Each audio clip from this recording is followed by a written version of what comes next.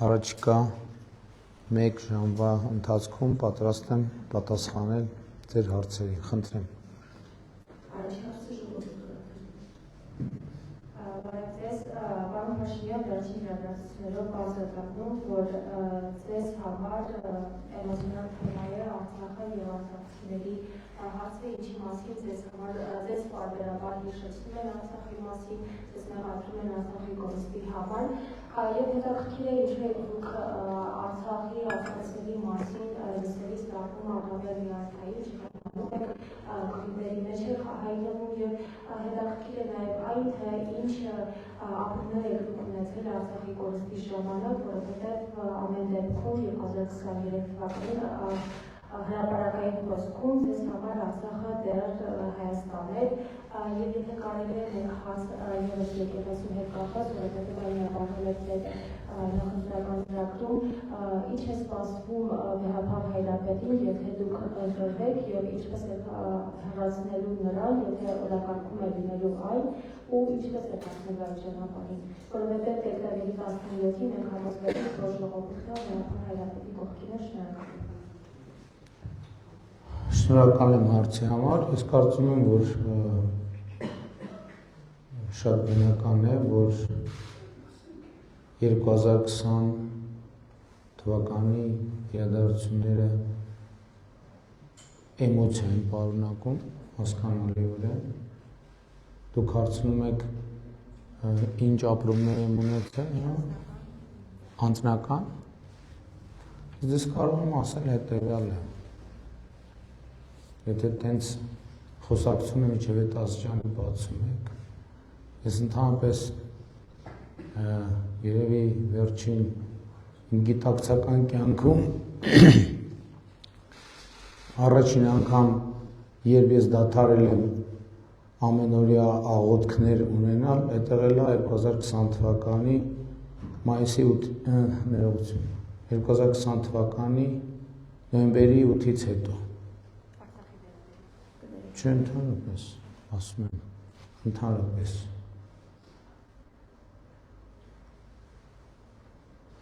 Հետո դրանից հետո երկարատև ծոմ եմ պահել։ Ասենք օրինակ մի շաբաթ ոչ հաց եմ կերել, ոչ էլ ջուր եմ խմել։ Եթե դուք հարցնում եք իմ էմոցիաների մասին, այդ են եղել իմ էմոցիաները։ Եվ դրանից բխող բոլոր հետևանքներով, բայց հետո էլի սկսել եմ մտածել, ինչ է տեղի ունեցել եւ ինչու։ Եվ հասկացել եմ, որ իհարկե մի անգամից չեմ հասկացել, քայլ-քայլ հասկացել եմ, որ Հայաստանը Ղարաբաղյան շարժման դրվել է թակարդի մեջ եւ այդ թակարդից պետքա դուրս գալ։ Եվ ուրախ եւ հպարտ եմ, որ ինձ հաջողվել է Հայաստանը դուրս բերել այդ թակարդից։ Այդ ամբողջը։ Եվ էմոցիան կապված է ուրիշ բանի հետ, որ ես տեսնում եմ, որ այսօր կոնկրետ մարդիկ լրտեսական գործունեության տրամաբանության մեջ Հայաստանը ուզում են հետ տանել կոնֆլիկտի թակարդի մեջ։ Այս ամբողջ պատմությունը։ Մնացածն է էմոցիոնալ։ Ես զարմանում եմ, այսինքն մարդ կա, որի համար այս թեմաները էմոցիոնալ չէ։ Եթե մարդ կա տենց, ուրեմն առավել ևս։ Ես չեմ զարմանում, որ ասենք Ռոբերտ Քոչարյան նման մարդը էմոցիա չունի, նա որտեղ սառնասիրտ մարդասպան է, ինչի պետք է էմոցիա ունենա։ Սառնասիրտ մարդասպան, որի տեղը բանտում է։ Կարծում եմ բանտում իր էմոցիաները կամաց-կամաց կսկսեն վերականգնվել։ Կամ Ծառուկյան Գագիկ ինչի պետք է էմոցիա ունենա։ Քյարփինջը ոնց կարա էմոցիա ունենա։ Կամ կալուգացի օլիգարխ ինչի պետք է էմոցիա ունենա, արհեստական ինտելեկտը էմոցիա ունի։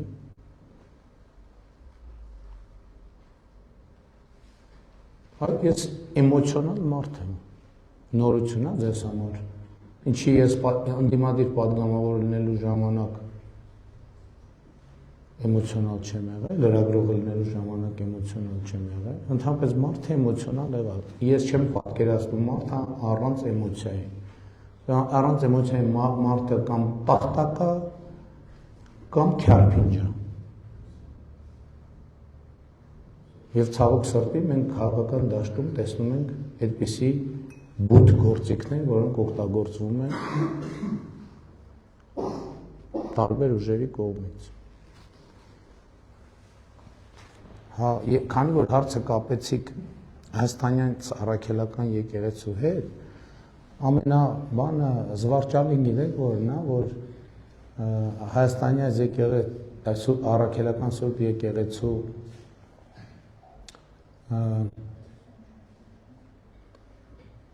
պաշտպանության դիրքերից հանդես են գալիս մարդիկ, հա հետո բնականաբար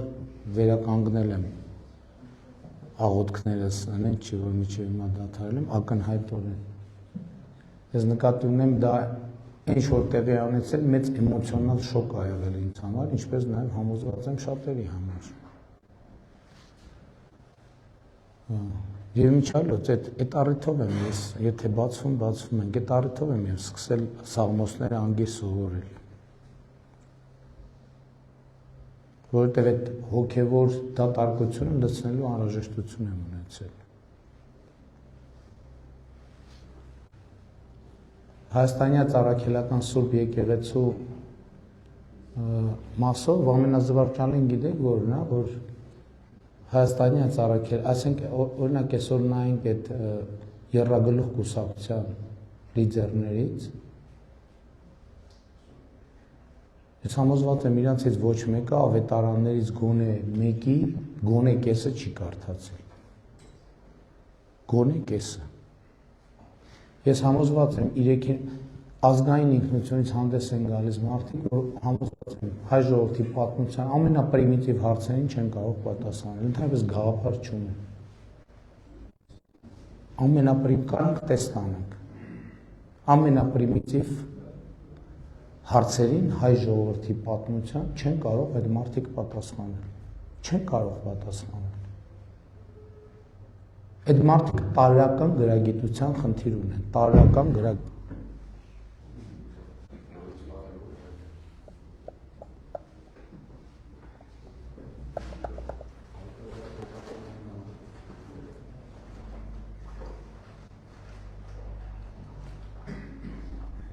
Ռոմանոսը ո՞ր է։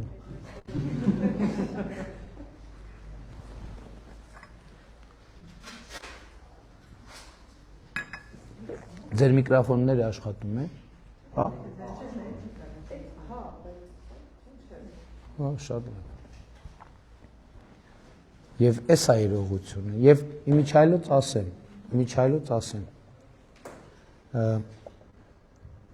Ու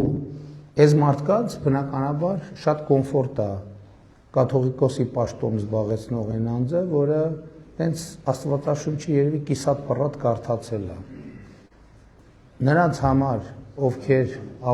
ոչ մի ավետարան, ավետարաններից ոչ մեկը, ես գրազ եմ գալիս, գնացեք Սամվել Կարապետյանին, Գագիկ Ծառուկյանին, Ռոբերտ Քոչարյանին, ընդ որում հիմա ասում եմ, երբ հանդիպեք հարցրեք, ասեք Աստվածաշունչը, ավետարանը եւ նոր կտականը, ինչով են իրարից տարբերվում։ Այս բան եմ ասում, ավետարան, Աստվածաշունչը, նոր կտականը, ինչով են իրարից տարբերվում։ Իսկ հիմա ուշքից կգնան, որ այդ հարցը տակ։ Կոգնիտիվ դիսոնանսի պատճառով։ Ու Կտրիչ Ներսիսյանի նմանը, որը կիսատ պռատ կարող է կարդացած լինի Աստվածաշնչի 2/3-ը, շատ խորը հոգևոր տպավորություն է թողնում այդ մարդկանց վրա, համոզված եմ։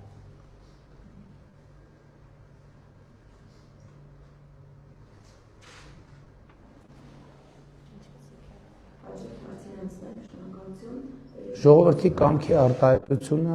ինքնին արդեն մեզ բոլորիս կդնի իրողության առաջ եւ որոշման առաջ, որը պետք է կատարածվի։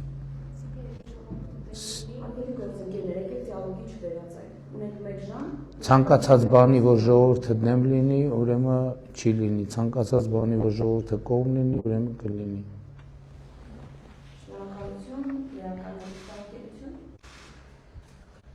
Премьер День добрый. Телевизия Польская.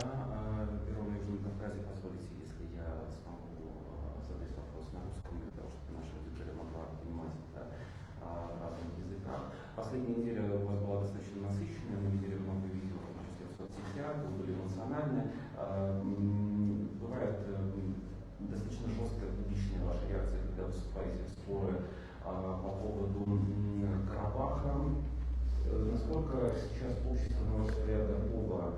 к такому диалогу, как вы оцениваете последние недели ваших публичных переговоров? И второе, что хотелось бы добавить, уточнить, действительно сейчас в Армении мы видим и наблюдаем, в том числе через те саммиты, которые прошли в начале месяца, проходит масштабную трансформацию внешней политики и системы безопасности. Какой вы видите Армению лет через 10-15, даже когда вы будете, например, на этом посту? Учить сначала про Карабах, а потом, скажем так, про в каком-то смысле ваше историческое, политическое наследие, каким вы видите себя в учебнике истории, если так можно определить. Քարոզարշավի ընթացքը գնահատում եմ շատ լավ եւ կարծում եմ, որ իմ էմոցիաները արդյունացրել են նաեւ ժողովրդի էմոցիաները եւ այն ինչ որ տեսնում ենք իմ անկալման շատ նման է 2018 թվականի ոչ բռնի Թավշյա հեղափոխության ընթացքում տեղի ունեցող process-ներին, այն տրամաբանությամբ, որ եթե 2018 թվականի հեղափոխությունը մենք արդյունքում անվանեցինք ոչ բռնի Թավշյա ժողովրդական հեղափոխություն, այս անգամվա process-ները ես պայմանականորեն անվանում եմ երեխաների հեղափոխություն, որովհետև երեխաներն են շատ ակտիվ եւ իրականում իրենք են այս քաղաքական process-ի հիմնական էներգիայի աղբյուրը, ինչը շատ սիմվոլիկ է եւ պարտավորեցնող։ Ես պատկերացնում եմ Հայաստանը խաղաղ, ինքնիշխան, խաղաղության համաձայնագիր Ադրբեջանի հետ ստորագրված վավերացված, սահմանազատումը ավարտված, ճանապարհները բացված եւ 15 տարի հետո պատկերացնում եմ համախառն ներքին արդյունքը իրական արժեքով առնվազն կրկնապատկված։ Այդպես եմ պատկերացնում։ Այսինքն մենք ժողովրդավարական, ազատ, անկախ, բարեկեցիկ պետություն, որը պայմանական ասած խաղաղության խաչմերուկ է։ Այսինքն պատկերացնում եմ մեր ռազմավարությունների իրականացմամբ։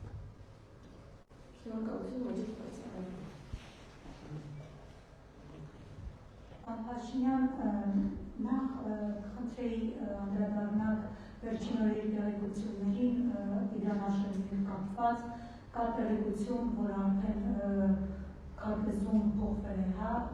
Իրանաշենքի անվանումը, դուք քաղաքացիներից մեկի հարցին պատասխան թե ինչն եք հանձնել առաջիկայում, ասում եք երկու գյուղ նշեցիք ադրբեջանական անուններ տալով, երրորդը չասեցիք հավանաբար նկատում էիք Իրանաշենը, ճիշտ են արդյոք տեղեկությունները, դուք ավելի վաղ ասում եք, որ այսպես կոչված անկլավների հանձնման համար չկան իրավական հիմքեր, եթե ճիշտ են այդ տեղեկությունները, որ առաջիկա Իրանաշենը հանձնվելու է, ինչ իրավական հիմք եք դուք հանել ջրի երես, ինչի հիման վրա է դա տեղի ունենալու, եւ կխնդրեի անդրադառնալ ձեր վերջին հայտարարությանը մարդկանց հացադրում անելու, թե ինչու չեք զոհվել, դիմախոսներն ասում են, որ ձեր դերը պետք է լիներ ոչ թե մարդկանց հարցնել ինչու չեք զոհվել, այլ ամեն ինչ անել, որ երկիրը զերծ մնար պատերազմից, հայ ժողովուրդը չզոհվեր, ինչու եք դուք նման հայտարարության, ասում եք դուք արյուն եք միշտ ուզում, մինչև արյուն չեք տեսնում, չեք հանգստանում եւ ընդհանրապես ձեր դերը որն է, ասում են մեր թշնամիներն են ցանկանում, որ մենք զոհվենք, բայց որ Հայաստանի ղեկավարը հայ ժողովրդին կհարցնի ինչու չեք զոհվել, նման բան պատմության մեջ մարդիկ չեն տեսել, շնորհակալություն։ Հայաստանի ղեկավարը հայ ժողովրդին չի հարցրել ինչու չեք զոհվել, Հայաստանի ղեկավարը Ղարաբաղի պսևդո էլիտայի ներկայացուցիչներին է հասցրել ինչու չեք զոհվել։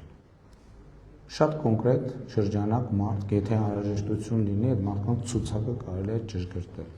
Նրանք, ովքեր իրենց անվանում են Ղարաբաղի խորհրդարանի անդամ, նրանք, ովքեր իրենց անվանում են Ղարաբաղի, չգիտեմ, ինչ սեկտորի անդամ։ Իսկ այդ մարդիկ գնացել են, սահման մի հատ կրակել են։ Ոչ միայն չեն կրակել, երբ որ ասում են փախածները, ես դրանց նկատի ունեմ, փախածներ ասելով։ Նկատի ունեմ Ղարաբաղի քաղաքական պսևդոէլիտային եւ հանրային պսևդոէլիտային, ովքեր եկել են, ընդ որում 2023 թվականին իրանք ինձ մեղադրում են, ասում են սահմանները փակել են, որ մենք չգնանք Հայաստան։ Հիմա եկել են Հայաստան, ասում են Ղարաբաղի հարց։ Ինչ Ղարաբաղի հարց։ Ես շատ հստակ ասել եմ, խոսքս վերաբերվում է Ղարաբաղի պսևդոէլիտայի ներկայացուցիչներին եւ այդ հարցը շատ լեգիտիմ հարց է գնացել։ Ով է գնացել կանգնել կռվել զինվորի կողքին։ Դրանց մի մասն էլ փախել են մեր զինվորներին, թողել են մենակ։ Շատ լեգիտիմ հարց է, պատերազմի սկսելուց ժամեր անց 50 կիլոմետրանոց շարասյունի մեջ ովքեր էին։ Քանիսը եկան մնացին Հայաստանում, քանիսը հետ գնացին։ Հետ գնալիս է քանիսը հայտնվեց առաջնագծում։ Այսինքն այդ ինչ է։ Այդ ինչ մի հատ բան է, տենց անձեռնմխելիություն է ձևավորվել, որ պետք է չասվի այս բաները։ Պետք է ասվի։ Իհարկե պետք է ասվի եւ այո ասում եմ, պետք է բացատրություն տան։ Սամվել Շահրամանյանից սկսած մյուսներով ավարտած։ Դուք հարց եք տալիս, առաջին հարցը։ Ձեր հարցը հենված է երկու բազիսային դրույթի վրա, երկուսն է սուտ է։ Առաջինը, որ Google-ում որևէ անուն է փոխվել, Google-ի գոյության ողջ ընթացքում այդ անունը եղել է այդտեղ, սկսենք այդտեղից, ողջ ընթացքում։ Այսինքն Google Maps-ը կամ Google Earth-ը ինչքան գոյություն ունեցել, այդ անունը այդտեղ է եղել։ Այլ բան, որ ոմանք նոր են նկատել դրան մասին։ Երկրորդը ասում եք քաղաքացու հարցինի պատասխան դուք ասցիք հանձնում եք չգիտեմ ինչ։ Երկրորդը սուտ է։ Հասկանում եք, այդ կուլտուրան, որ կարելի է նույնիսկ ուղիղ եթերում հնչածը դարձնել սուտ, այդ կուլտուրայի մասին դուք պետք է խոսեք։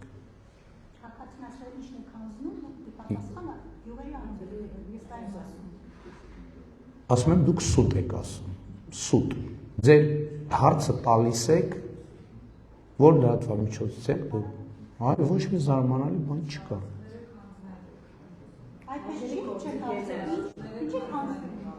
Ասում եմ դուք սուտ եք ասում։ Այն ինչ որ դուք ասիք, ձեր հարցի երկու բազային դրույթը սուտ է։ Իսկ ընդհանրապես այդ թեմային ես տասնյակ անգամներ անդրադարձել եմ։ Ասելով հետևյալը, որ Հայաստանը եւ Ադրբեջանը միմյանց տարածքային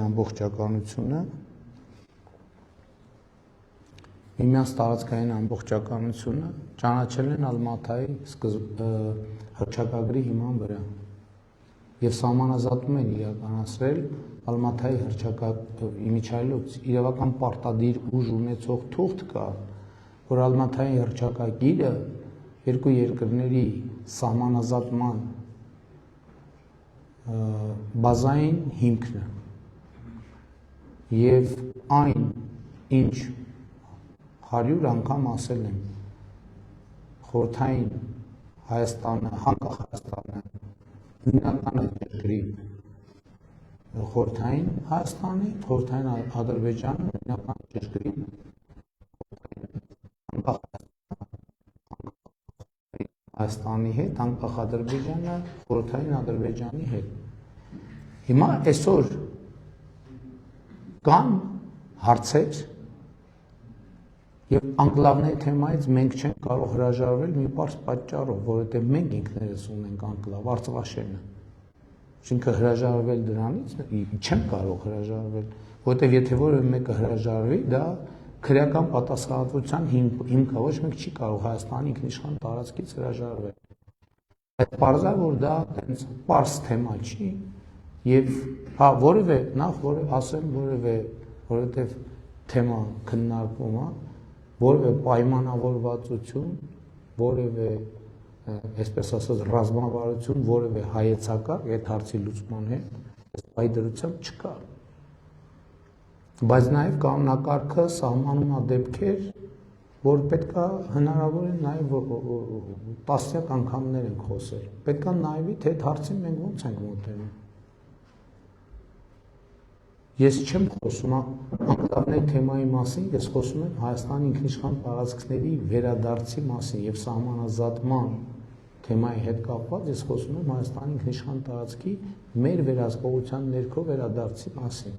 Եթե սահմանազատման ընթացքում ինչպես կանոնակարգով նախատեսված է որոշ օպտիմալացումներ կլինեն,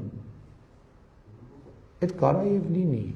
Եվ դա եթե լինի, կլինի բաց հրապարակային թափանցիկ։ Մի բան հստակ է եւ աներկբա սահմանազատման արդյունքներով Հայաստանի Հանրապետության տարածքը 29743 քառակուսի կիլոմետր է։ Սա երկաթյա տրամաբանություն է, ուրիշ տրամաբանություն չի կարող լինել։ Այն մնացածը, որտեղ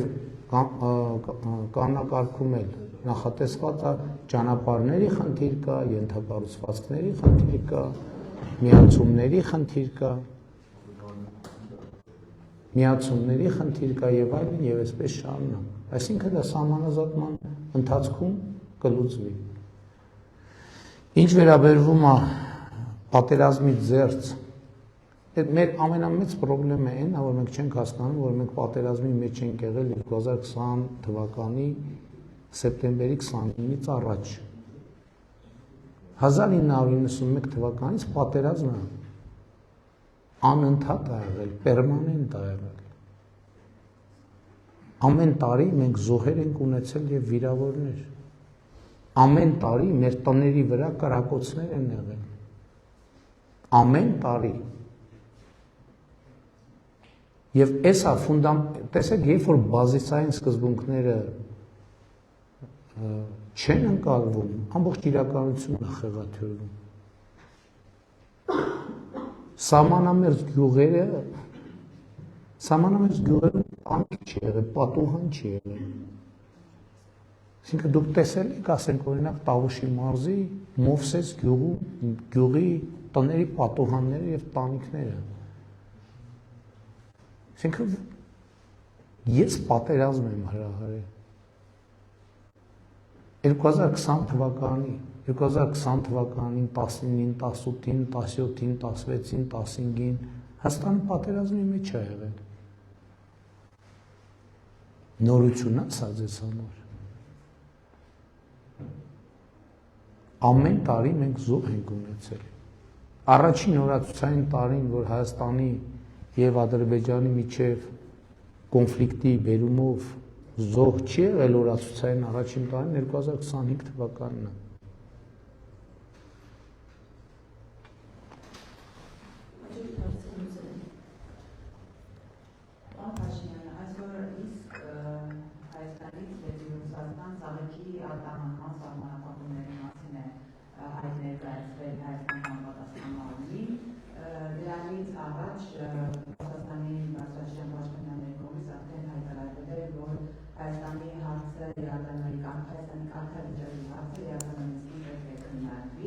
Մամուլում շրջանառվում են տեղեկություններ գազի հնարավոր թանկացման հետ կապված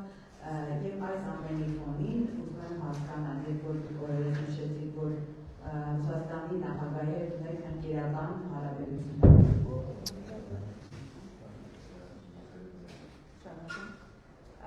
Արդյոք այդ հարաբերությունները, ընկերական հարաբերությունները նշանակում է այսպիսի հարաբերություններ եւ խնդրում եմ յուրաքանչյուր ասացի համար, այսինքն այդ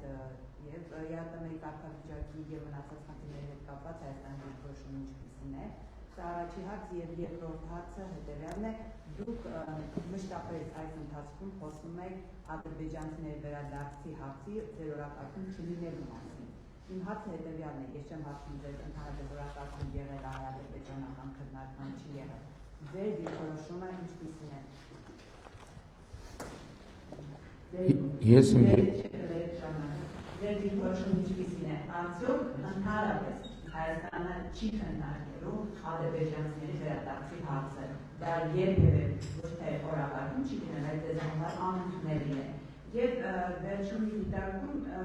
օրերս Վրաստանի վարչապետը հայտարարել է, որ Եվրամիությանը չի հաջողվի պարապում մտցնել Վրաստանի եւ Հայաստանի հարաբերություններում։ Մի փոքր կբացեք ինչի մասին է խոսքը, ինչ պարապման մասին է։ Նախ Վարդի եւ այդ սահմանափակումները միշտ էլ եղել են, որովհետեւ ցանկացած ապրանք, որ ֆիտոսանիտարական ստանդարտին չի համապատասխանում, այդ սահմանափակումները միշտ գոյություն են ունեցել եւ միշտ գոյություն են ունենալու։ Եվ նման իրավիճակներ վերջին 8 տարում տասնյակ անգամներ են եղել, տասնյակ։ Ընդ որում ոչ միայն ֆիտոսանիտարական։ Ուրիշ խնդիրներ են եղել կապված այլ ապրանքների հետ,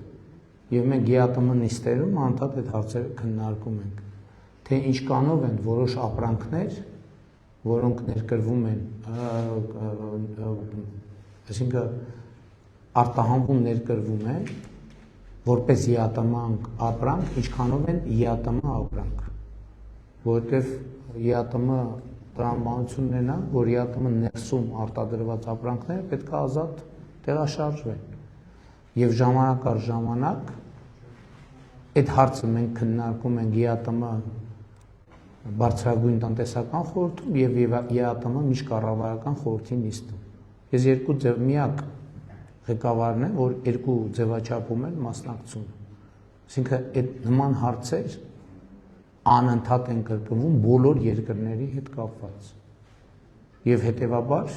այսինքն հարց է ծագում, այսքան վարդ է ներմուծվում Ռուսաստան, ինչքանով է իրոք այդ վարդերը արտադրվում Հայաստանում։ Հիմա պատվիրակություն է եկել եւ դա ել եմ ասում, մենակ Հայաստանի համար չի, այդպիսի տասնյակ պատվիրակություններ գնում են տարբեր երկրներ, որովհետեւ երկրները հարցեր են բարձրացնում։ Եվ սա հերթական աշխատանքային իրավիճակն է, ինչ վերաբերում է ԵԱՏՄ-ում կարգավիճակին,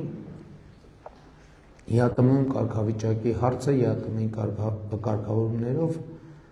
կարող է քննարկել մենակ Հայաստանը, այսինքն անդամ երկիրը, որ կարող է որոշել դուրս գալ, ուրիշ պրոցեդուրա չկա։ Բայց դրանց ցանկացած հարց կարող են քննարկել եւ ենթադրում եմ մեր գործընկերների մոտ կարող են հարցեր ծագել եւ մենք բոլոր հարցերին համբերատար կպատասխանենք։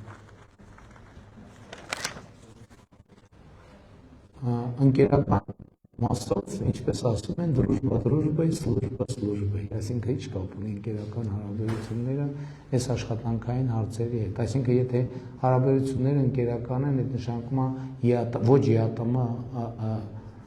ապրանքը պետք է ԵԱՏՄ ապրանքի տակ կամ այդ նշանակում է ստանդարտին չհամապատասխանող ապրանքները պետք է ասենք դե քանի որ ընկերական հարաբերություններն եկեք բոլոր կարգավորումներից դուրս գանք։ Գազի թանկացման մասին նման բան չի կարող լինել, որովհետև մենք պայմանագիր ունենք։ Այսինքն մենք պայմանագիր ունենք, որը գործում է, եւ այդ պայմանագիրը փոխշահավետ է։ Եվ այդ պայմանագիրը այնտեղ պայմաններ կան, մենք իրականում գազի գնի հետ կապված մենք հստակ ռազմավարական պայմանավորվածությունների ենք եկել եւ այդ պայմանավորվածությունները պետք է պահվեն։ Ադրբեջանցիների հետ կապված ես դրա մասին հոդվածներ եմ գրել։ Ես նույնիսկ ելույթներ եմ ունեցել, ասելով որ երբ որ արևմտյան Ադրբեջան խոսույթ օգտագործվում է, հիմա չեմ կարող հիշեմ, ասել եմ արևմտյան Ադրբեջանը, Ղազախն, չգիտեմ ինչն է, ուտեն ես թվարկելով եկել եմ ասել եմ, որ Հայաստանում արևմտյան Ադրբեջան չի կարող լինել, հոդվածներ եմ գրել դրա մասին, բայց ես ուրիշ բան եմ ուզում ասել, ես ուզում եմ, որ մեր հանրությունը արձանագրի Ղարաբաղի, Նախճեվանի,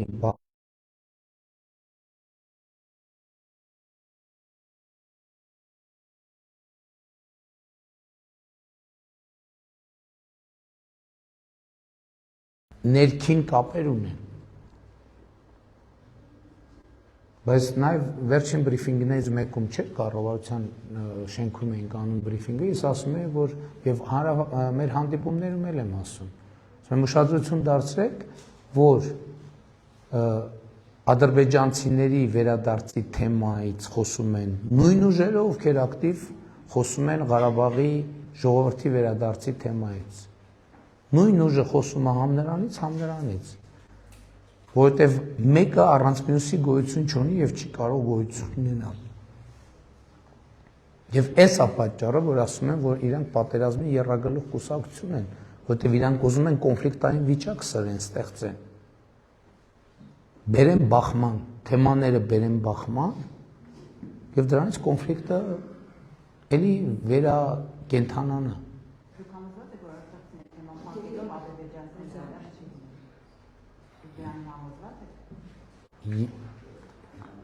Ասեք Հայաստանը եւ Ադրբեջանը փոխադարձաբար միմյանց ինքնիշխանությունը,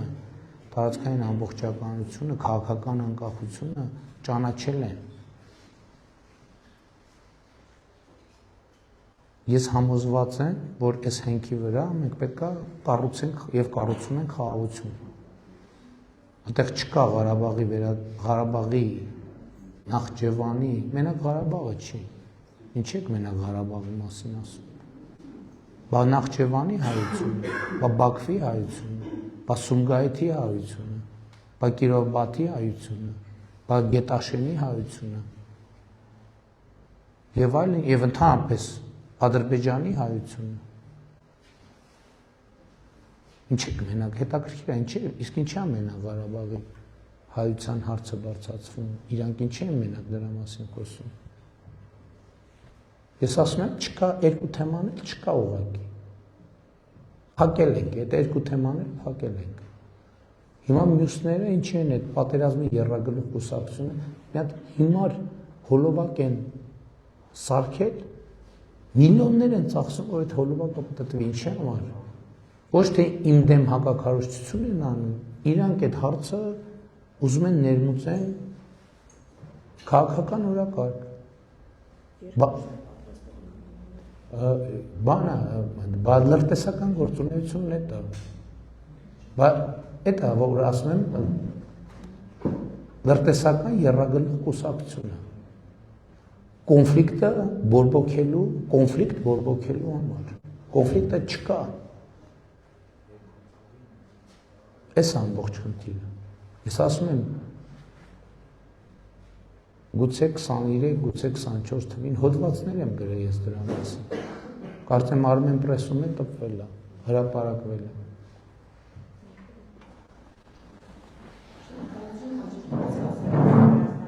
Հա, Վրաստանի պահով ես հստակ ասել եմ, որ Հայաստան Եվրամիություն հարաբերությունների համար Վրաստան ունի շատ էական եւ առանցքային դեր եւ մենք շատ անհանգստացած ենք այդ իրադրությամբ եւ մենք կարծում ենք, որ այդ իրադրությունը պետք է լուծվի։ Եվ Հայաստանի եւ Վրաստանի հարաբերությունները դա կապ չունեն մեր եւ մեր երկուսից որևէ երրորդ կողմի հետ հարաբերությունների հետ։ Եվ բնականաբար այդ հարաբերությունները ռազմավարական են, երկարաժամկետ են, պատմական են եւ շարունակելու են այդպես պատմական էլ մնան, եղբայրական են։ Այդտեղ ուրիշ սցենար չի կարող լինել պարզապես։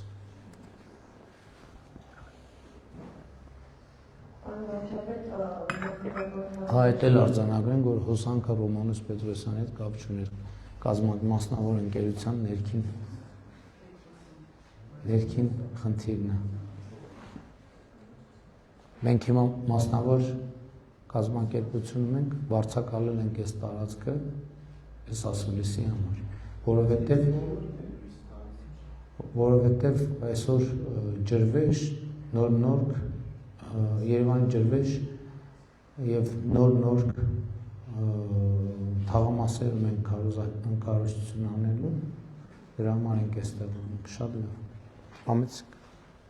Պարոն վարչապետ, Քարոզ Արշավի այս թեժ փուլում դուք հայտարարեցիք, որ Հայաստանում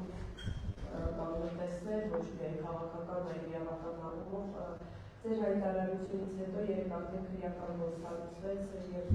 բարձրացավ որ խոսքը Բարգավաճ Հայաստան Կուսակցության երկրորդ համար Անդրանիկ Թևանյանի մասին է ըստ ձեր իրավապահների։ Դուք այս օրերին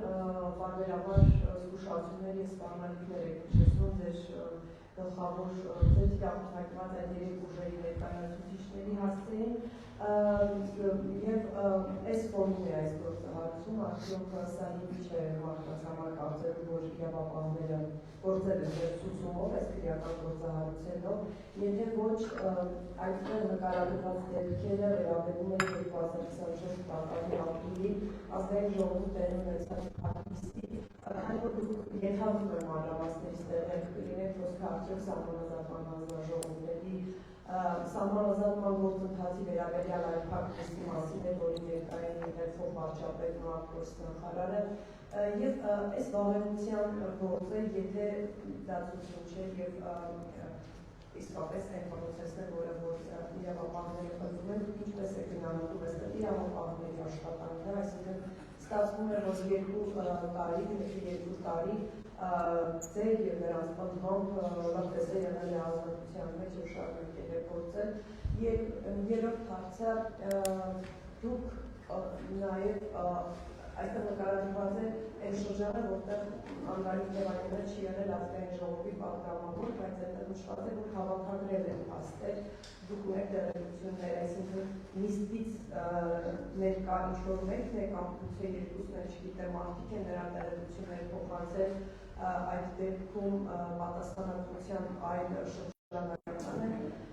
արդյոք այս գործընթացը, նկատի ինչ ես վարկեցի, ես քրեական գործը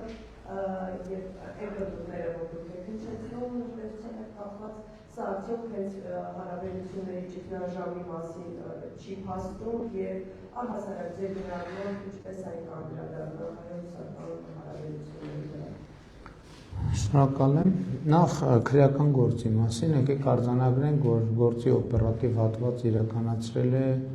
վարչապետի ենթակա մարմինը ազգային անվտանգության ծառայությունը, այսինքն բնականաբար բոլոր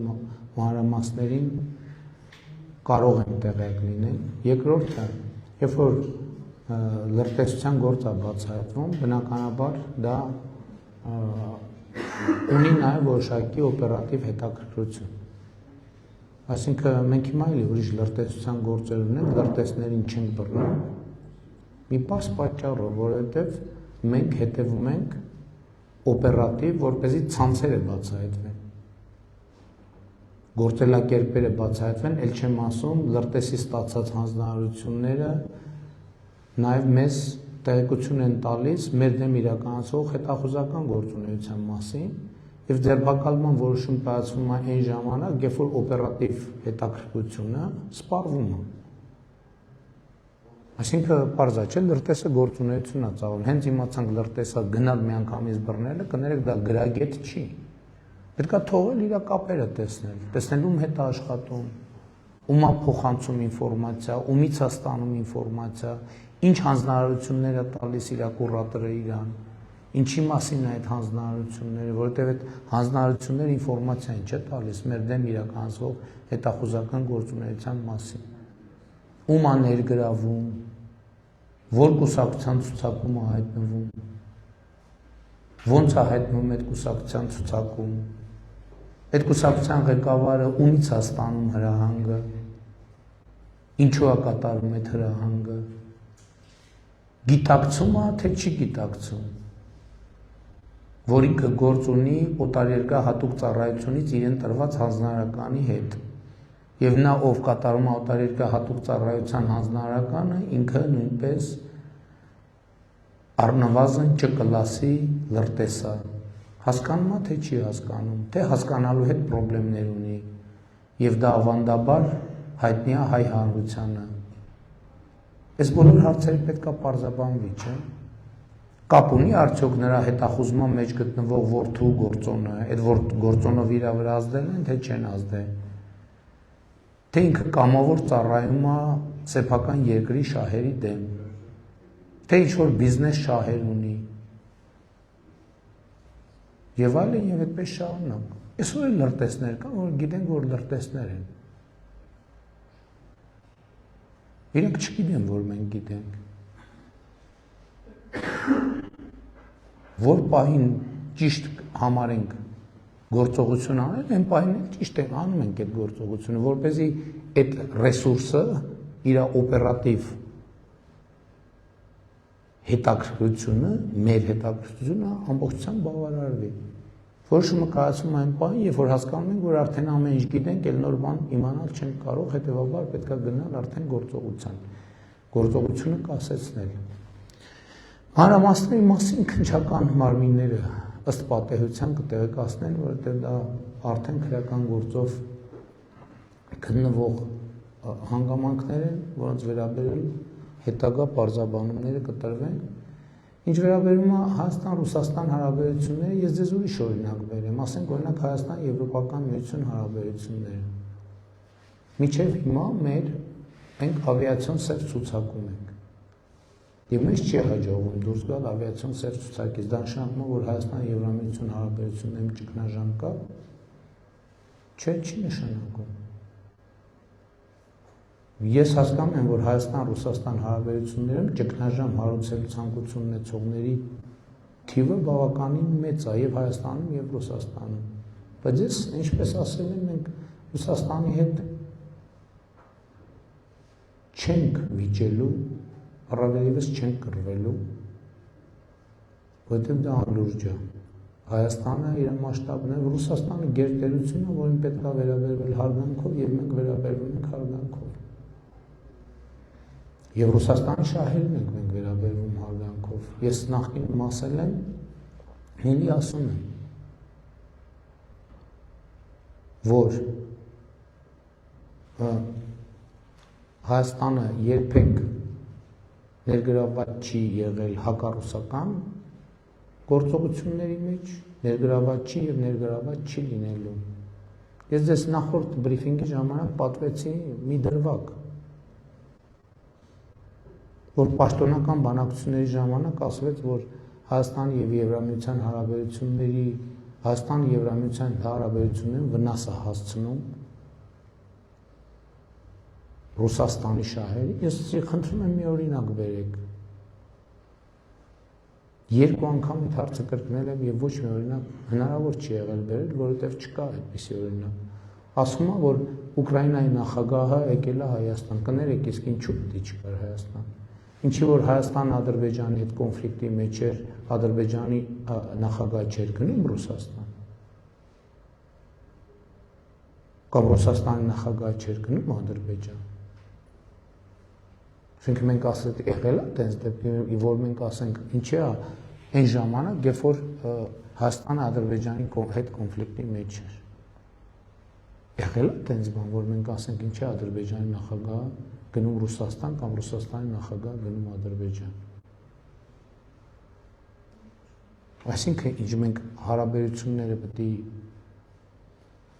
մանավանդ, ես դեռ 2022 թվականին ասել եմ, որ մենք Ուկրաինայի հետ կապված հարցերում այն ժամանակ հապկում մեր գործունեությունը նույնիսկ սառեցված չէր։ Ես ասել եմ, որ Ուկրաինայի հարցում Հայաստանը Ռուսաստանի դաշնակիցը չի։ Շատ բարձ տրամաբանություն է։ Ինչն է խնդրումը։ Ինչի պետք է Ուկրաինայի նախագահի չկար Հայաստան։ Ինչն է խնդիրը։ Էլ եմ ասում, որ առնվազն այնքան, ինչքան մեր կոնֆլիկտի ժամանակաշրջանում Ադրբեջանի նախագահը քանի անգամ է գնացել Ռուսաստան։ Կամ Ռուսաստանի նախագահը քանի անգամ է գնացել Ադրբեջան։ Ասենք դա ինչ բան է, այսինքն ինչ մենք պետություն չենք, Ուկրաինան պետություն չի։ Ուկրաինային ՄԱԿ-ի անդամ պետություն է, եվրոպական քաղաքական համայնքի անդամ պետություն է։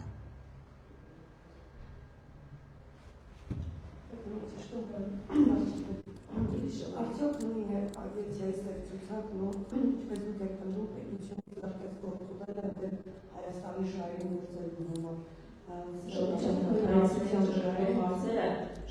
Գիտեք, ես ուզում եմ ասել, որ Հայաստանը եւ Ռուսաստանը պայմանագիր ունեն միմյանց տարածքում լրտեսական գործունեություն չծավալելու։ Խախտվել է պայմանագիրը։ Չգիտեմ։ Դա ընթացքում կերևա։ Պատերազմի երակրող կուսակցության առաջնորդների գործակալների վերաբերյալ փաստերը արդեն շրջանառվում են մամուլում, մասնավորապես Ռոբերտ Քոչարյանի, Հայկ Ձայնագրությունը, Ծառուկյանի, Ազգային Պարչյանը, Սամվել Կարապետյանի եւ ԵՍՊ-ի աշխատակիցները եւ Նարեկ Կարապետյանի Ռուսաստանի Դաշնության ազգի ունենալու հարցերն։ Արդյոք իրավապահները զբաղվում են եւ ինչ է սա ընդհանուր նաեւ քաղաքական առումով։ Իմիջայլոց շնորհակալ եմ, դուք հիշեցրիք Ռոբերտ Քոչարյանի ձայնագրության մասին, էլ եմ ասում։ Ես երաշխավորում եմ, որ դա իրական օրիգինալ ձայնագրություն է։ Երաշխավորում եմ։ Որն դա հեռախոսային խոսակցություն չէ, բնայնորեն դա ձայնային հաղորդագրություն է, որ միջնորդի միջոցով ուղարկված ձայնային հաղորդագրություն։ Իրականության 100%-ով համապատասխանում է։ Երաշխավորում եմ։ Դա անձամբ Ռոբերտ Քոչարյանն է այդ ձայնային հաղորդագրությունը հեռախոսի վրա թողել, ուղարկել միջնորդի միջոցով։ Եվ ինձ համար զարմանալի է, որ մինչև հիմա քաղաքացիական հասարակությունը, հետաքննող լրագրողները եւ այլն ընդհանրապես ոչ մեկ չի պատվիրել փորձակնություն։ Մենք կես բառացին դե դա արհեստական ինտելեկտի ստեղծած է, հա, լավ, երևի արհեստական, մոռացան բոլորը։ Մարդը ասում է, որ ինքը Հայաստանում քաղաքական գործունեություն է ծավալում այլ երկրի կուրացիայով։ Ինքսա քաղաքական եւ այլ քաղաքական հետևանք առաջին հերթին, որովհետեւ ես վստահ չեմ, որտեղ իրավական գնահատականի հարց կա, որովհետեւ եւ մենք երբ որ ասում ենք գործակալ, մենք պետք է հասկանանք, որ կա մի քանի շերտ կա ազդեցության գործակալ, որ այդ երկրի շահերի լոբինգն է անում, մեր օրենսդրությունը վստահ չեմ, թե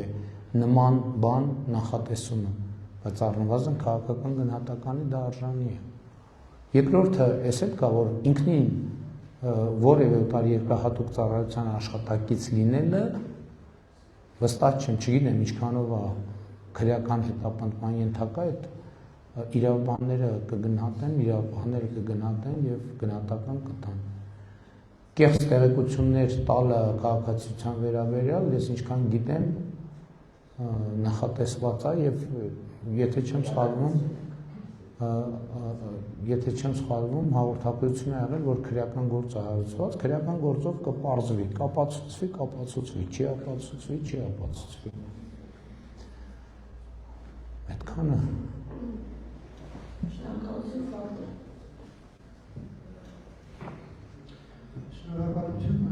պարոն Փաշինյան, դուք ասում եք ԱԱԾ-ն ձեր ենթակայություն փոխում, բայց արդյոք Արցախի մեջ գտնվող վարչապետին կարելի է ինչ-որ տեղեկություններ փոխանցել եւ վարչապետներ որպես տեխնացու դա կառավարության ժամանակ հայտարարի եւ ամեն դեպքում պատրաստվում եք 200,001 զանգ ունենալ Վլադիմիր Պուտինի հետ այս թեմայով թե չէ, ասել եք 200,000 զանգեր։ Ինչքան։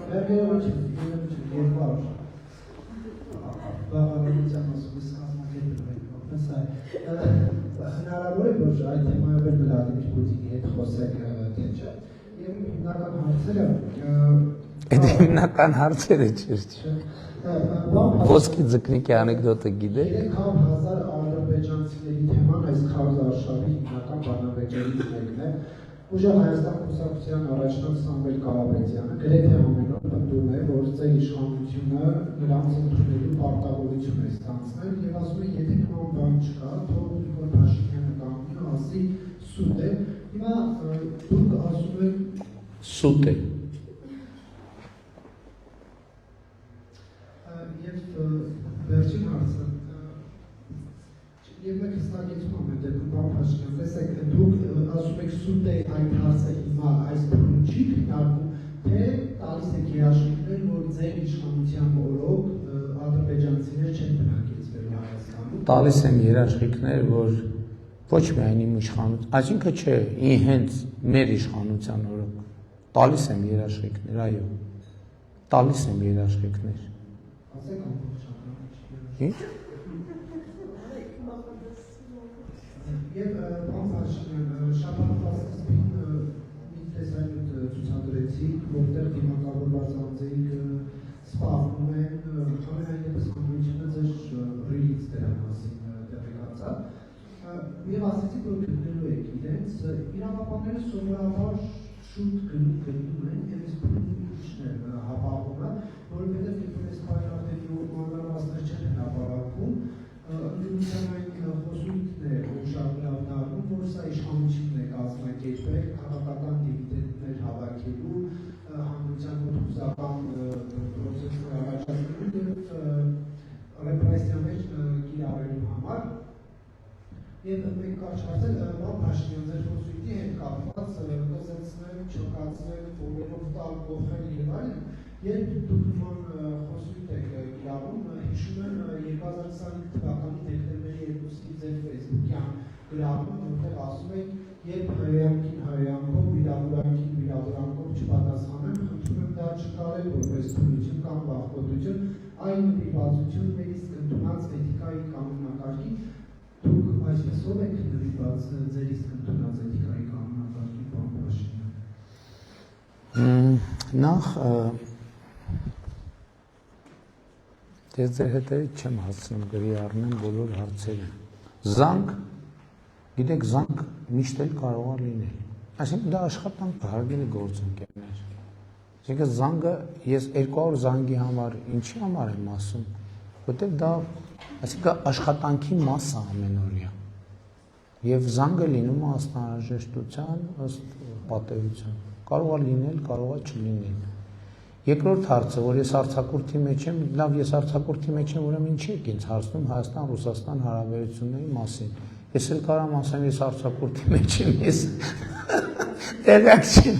ինչ է կատարվում ընդհանրապես։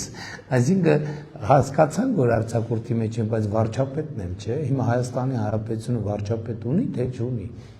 Բնականաբար, ասենք ինձ ամեն օր զեկուցվում է իրադրությունը, բայց տեղյակ չլինեմ։ Թիմակի հետ կապված, ես կարծում եմ մենք անձանց շրջանակը պարզաբանել ենք մոտավոր եւ ըստ էության այն անձինք, որոնք մենք կարծում ենք, որ այդ տեսանյութի մեջ են, իրանք 2024 թվականից Հայաստանում չեն։ Սա բայց օպերատիվ տեղեկությունն է, որովհետև մենք ապացույց չունենք։ Մենք անուն ազգանուններ ունենք եւ այդ անուն ազգանուն բնականաբար եթե բնականաբար նրանց հայտնաբերելու ուղղությամբ ջանքեր են գործադրել եւ տեսել են, որ նրանք 2024 թվականից Հայաստանում չեն։ Եվ ավելի նախկինում մեծ հավանականությամբ նրանք այլ գործերով մեր հետաքրքրության տիրույթում են եղել, մասնավորապես հնարավոր է ապօրինի վարձկանության, տրամաբանության մեջ գտնվող անձինք լինեն իրանք։ Հնարավոր է, բայց սա ընդհանրապես օպերատիվ տեղեկություն է։ Սուտ է։ Մի անգամ ասցի, ճիշտ է, ասցի ասելա կալուգացի օլիգարխ ասելա թող Նիկոլ Փաշինյանը կանգնի ասի, որ սուտ է, ես նստած ասեցի, որ սուտ է եւ երաշխավորում եմ, թե չեմ երաշխավորում, այո, երաշխավորում եմ եւ դա կապված է նրա հետ, որ ես ասում եմ, որ Լեռնային Ղարաբաղի հարցը փակված է, Ղարաբաղի հարցը չի շարունակվելու, վերադարձի թեմա Ղարաբաղ չի լինելու, վերադարձի թեմա Նախճեվան չի լինելու, վերադարձի թեմա Բաքու չի լինելու, վերադարձի թեմա Սումգայիթ չի լինելու, վերադարձի թեմա Կիրովապատ չի լինելու, վերադարձի թեմա Եվլախ չի լինելու, վերադարձի թեմա Գետաշեն չի լինելու եւ այլն եւ այդպես շարունակ։ Այո, երաշխավորում եմ։ Դա անհեթեթ թեմա է։ Դա կոնֆլիկտի թեմա է, դա խաղաղության թեմա չի։ Եվ սա այնքան ակնհայտ է, ես նույնիսկ զարմանում եմ, որ այսինքն դուք ասացիք հիմնական թեմաներից մեկն է քարոզարշավի։ Դա ինձ համար նորություն է, որ դա հիմնական թեմաներից մեկն է Քարոզ Արշավի։ Կրկին սուտ է եւ երաշխավորում է։ Քարքի անունը Google Maps-ում նոր չի հայտնել, միշտ է եղել, միշտ եւ մնացած։ Էլի հարցեր։ Խոսույթի հետ կապված հա 1, 2, 3, 4, 5, 6, 7, 8, 9, 10, 11, 12, 13, բայց ամեն չափ սահման ունի։ Ես օգտագործել եմ այն բառապաշարը, որ իմ դեմ է փորձելու, իմ դեմ են օգտագործել։ Դե դրա համար ես ասում եմ, որ այդ հարցի լուծում մեկն է, ուժեղ Հայաստան, Բարգավաճ Հայաստան դաշինք ուժերը պետք է խորհրդան չանցնեն ուղղակի եւ դա շատ իրատեսական խնդիր է։ Եվ հակառակ դեպքում չի լինելու, որովհետեւ այդ մարդիկ փաստարկ չունեն, էլի տենց ինչ որ անընդհատ ինչ որ բաներ են խոսալու եւ հա կարելի է մի անգամ, երկու անգամ, 3 անգամ, 10 անգամ, 20 անգամ, 100 անգամ, բայց այսինքն դա չի կարող հավերժ շարունակվի։ Եվ ես ասում եմ, այդ դոզան էլի կուտակվելու է եւ հակադարձվելու է։ Ես չեմ պատրաստվում ամեն օր անեմ դա, բայց դա ի վերջո հասկանում եք օբյեկտիվ իրականություն է։ Հազար ներողություն որ ձեր վրա եմ օրինակ վերում, բայց ես ձեզ ամեն օր անընդհատ այդ նույն բանը ասեք, դա մի օր կասեք դե լավ, դե սենց է, երկրորդ օրը, բայց մի օր բան կանեք, չէ՞, մի օր կասեք լավ, ամեն ինչին չափ սահման կա։ Այսինքն ցանկացած մարդկային հարաբերության մեջ այդպես է։ Ցանկացած քաղաքականությունից դուրս է։ Ցանկացած մարդկային հարաբերություն, երկու մարդու ցանկացած հարաբերության մեջ տենց է։ Որտեվ հա դուք կարող եք շատ կրթված լինել, շատ կոռեկտ լինել, դուք ձեզ համար ունենաք էթիկայի որոշակի բաներ, կանոններ, բայց մի X պահ կա, որ ասեք հա լավ հասկացանք։ Այս աշխարհում մենակ ես ունեմ էթիկայի կանոնագիր։ Այդ էթիկայի կանոնագիրքը իմիջայլոց, եթե հիշում եք, ես 2025 թվականի հունիսին չէ, ավելի ուշ, ես ասացի, եկեք դադարեցնենք դա։ Բայց այդ առաջարկը ման չստացավ, արձագանք չստացավ, եւ նույն ձևի շարունակվեց եւ շարունակվում է։ Անհաշին է, որքան արձագանքություն են գտնում, բայց հայ-ռուսական հարաբերություններից հարցնել, որովհետև ինչքան էլ դուք հայտարարում եք, որ Հայաստանը որևէ ի վնաս քայլ չի անելու Ռուսաստանի, բայց ամեն օր քարոզարշավի զուգընթաց, ամեն օր ամենաբարձր մակարդակով այնտեղից խոսույթն ավելի պատկերավոր է դառնում, խոսում են երկու հարսանիքում միաժամանակ պարել չկարողանալու մասին, նման ձևակերպումներ են հնչում, բայց նրան զուգընթաց ես այսօր էլ ես զարգալուց նման մտահոգություն լսեցի քաղաքացիներից մեկից, որ այնտեղի հայերը զանգահարում են այստեղ եւ մտահոգություն են արտահայտում, որ հունիսի 7-ից հետո հնարավոր է իրենց դեպորտ անեն եւ այլն եւ նման մտահոգություն Ռուսաստանում ապրող շահեր հայերի շրջանում կա եւ այդ մտահոգությունը նաեւ այսպես փոխանցում են այստեղ իրենց բարեկամներին եւ հարազատներին ձեր արտահայտումները։ Գիտեք, ես կարծում եմ, որ նման մտավախություն չի կարող լինել, որովհետև էլ եմ ասում, կան կարգավորումներ եւ այդ կարգավորումները գործել են եւ շարունակելու են գործել։ Մյուս կողմից ես քարոզարշավի ընթացքում էլի դա օր եթերում է լինում, ես հանդիպում եմ բազմաթիվ անձանց Հայաստանի քաղաքացիների, ովքեր վերադարձել են Ռուսաստանից եւ ասում են, որ ուրախ են, որ վերադարձել են եւ մնալու են Հայաստանում։ Եվ 2025 թվականը առաջին տարին է, երբ որ մենք արտագաղթը դադարել է Հայաստանի Հանրապետությունից եւ ներգաղթ է սկսել եւ դեպորտ անել, ինչ նշանակում դեպորտ անել, ես դա լավ չեմ հասկանում։ Այսինքն տեսեք, եթե էլի եմ ասում, մենք պետք է բան անենք, եթե մարդը երկրում գտնվում է օրինական հիմքով, Մարդը գտնվում է օրինական հիմքով։ Եթե մարդը գտնվում է անօրինական հիմքով, այսինքն նախկինում էլ միշտ էլ եղել է, որ տասնյակներով, այնա ես մարզային հանդիպումների ժամանակ մարդկանց եմ հանդիպում, ովքեր ստիպված են եղել իրանց անուն-ազգանունը փոխել դեռ երկար տարիներ առաջ, որ դեպորտի ցիկլից դուրս գան, այսինքն դեպորտը մեզ հետ է կապված։ Այն նրանք, ովքեր պետք է դեպորտ լինեն, լինելու են դեպորտ, եղել են դեպորտ։ Այսինքն եթե վիճակագրությունը հանենք, հարյուրավոր, հազարավոր մարդիկ ամեն տարի այդ վիճակում են լինում։ Այսինքն Հայաստանի քաղաքացի են այդ մարդիկ, նրանք ովքեր Ռուսաստանի քաղաքացի են, Ռուսաստանի քաղաքացի են։ Այսինքն այդտեղ էլ մտավախություն ես չեմ պատկերացնում, թե ինչի մասին է խոսքը։ Բայց եթե մարդը ապօրինի հիմքով է գտնվում ուրիշ երկրի տարածքում, մենք դեպորտ չենք անում, բոլոր երկրներն էլ անում են։ Եթե մարդը ապօրինի հիմքով, այսինքն ինչ։ Հայաստանի Հանրապետությունը պետք է լուծարվի, որ ինչ որ մեկը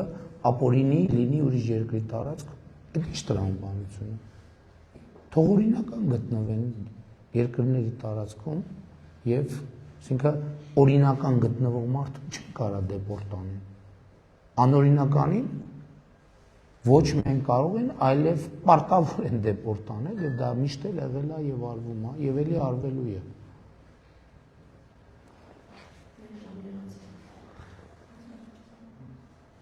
Իմ ժամացույցով 49 վայրկյան դեռ կա, 45, 44, 43, 42, մի հատ էլ հարց տվեք ու վերջ։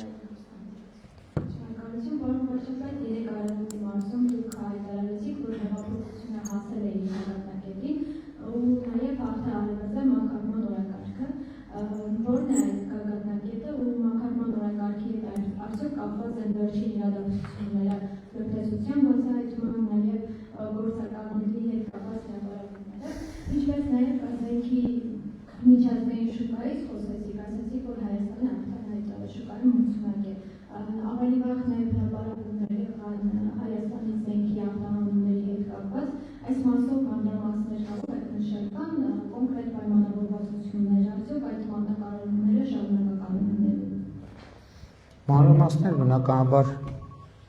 չեմ կարող նշել, բայց այո, պայմանագրեր կան եւ նաեւ երկարաժամկետ պայմանագրեր կան եւ այդ պայմանագրերը աշխատելու են։ Ինչ վերաբերում է հեղափոխության գագաթնակետին, ես երեք նաեւ իմ ելույթում պարզաբանեցի, այդ գագաթնակետը իմ պատկերացմամբ հետեւյալն է, որ պետությունը սիրում է քաղաքացուն, քաղաքացին սիրում է պետությունը։ Ինձ համար ակնհայտ է, որ այսօր Հայաստանի Հանրապետության քաղաքացին սիրում է իր պետությունը, որովհետև պետությունը սիրում է քաղաքացուն եւ այդ սերը արտահայտվում է շատ կոնկրետ ձևերով եւ կոնկրետ ծրագրերով, կոնկրետ արդյունքներով, այդ թվում նաեւ այն որոշումներով, որ մենք կայացրել ենք մասնավորապես Ղարաբաղի շարժումը